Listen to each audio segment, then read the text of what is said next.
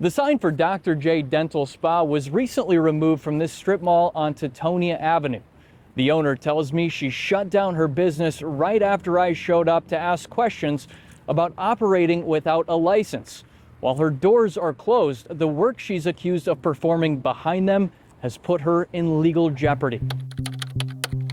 I Googled dentist and veneers because I wanted veneers. I wanted this nice smile. From her initial search on the internet more than a year ago. Hi, I'm Jess.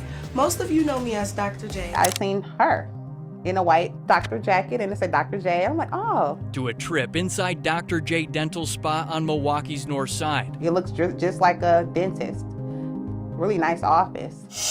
Felicia Edwards says she had every reason to believe Jessica Stewart was an actual dentist licensed to give her veneers. I got the best product, I got the best service, I got the best results. Felicia says she forked over nearly $6,000 only to have the veneers fall out a couple of days later. I went back like 4 times.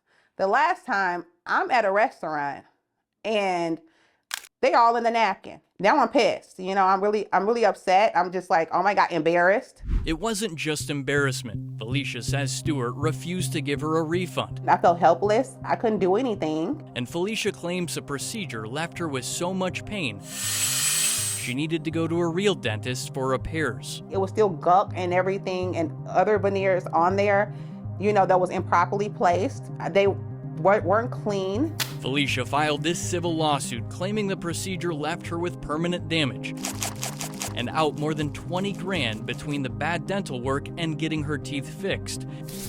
It says due to Stewart's negligence, lack of competence, lack of training, and lack of licensure, Stewart was unable to correct the damage. State records confirm Stewart doesn't have a license to perform dental work. She's seeking to be made whole. She's seeking to get back to the place she was at before she went to see Ms. Stewart. Unfortunately, that can't happen. This is Felicia's attorney, Chris Stosky. How unusual is this case? It's rather unusual to see someone who holds themselves out as something that they're not. The state's Department of Safety and Professional Services says it started receiving complaints about Stewart's practice 4 years ago. A cease and desist letter that Stewart signed in 2022 says, quote, affixing veneers to teeth may only be performed by a licensed dentist in Wisconsin. Were you aware that the state received 2 new complaints and reopened their investigation this year? Yeah.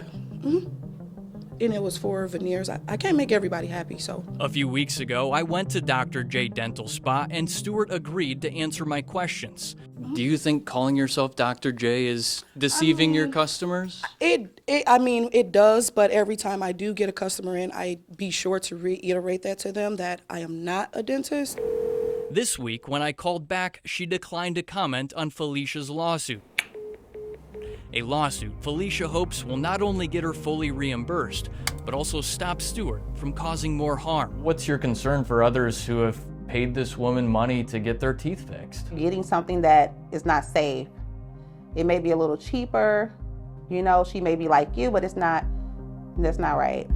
It's important to note that after years of investigating, the state's Department of Safety and Professional Services sent the case to the Milwaukee County District Attorney's Office for potential prosecution last fall. The DA's office tells me they have no comment about that case at this time. Reporting on Milwaukee's north side, Ben Jordan, TMJ4 News.